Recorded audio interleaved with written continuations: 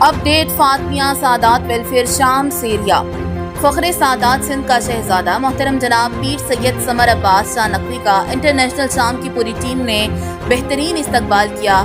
Airport سے receive کر کے الشریف فندق میں رہائش کا بندوبست کیا۔ بعد میں سیدہ زینب سلام اللہ علیہ کی زیارت کا شرف حاصل کروایا۔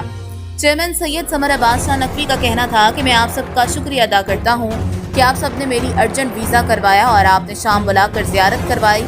مجھے تو خرید ہی لیا، احسان ہو گئے آپ سب کے۔ روزہ مقدس حضرت زینب سلام اللہ علیہ میں چیئرمین صاحب نے تمام سادات و محبان اہل بیت کے لیے خصوصی دعا کی اور کافی دیر تک روزہ مقدس میں بیٹھے رہے تاکہ بات پڑھی۔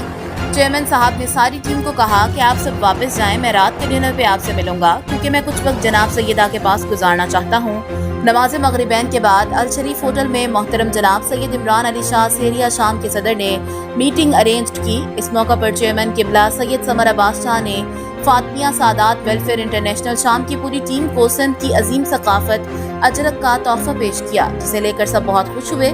اس موقع پر چیئرمین صاحب نے علامہ سید حسن رضا شرح صاحب کو سیریا شام کا سرپرست اعلیٰ مقرر کیا اور سید عمران علی شاہ بخاری کو سپریم کونسل شام کا چیئرمین مقرر کیا۔ سید قائد علی نقوی کو صدر شام مقرر کیا۔ سید رضوان علی نقوی کو جنرل سیکریٹری مقرر کیا۔ سید علی حمزہ بخاری کو سینئر نائب صدر مقرر کیا۔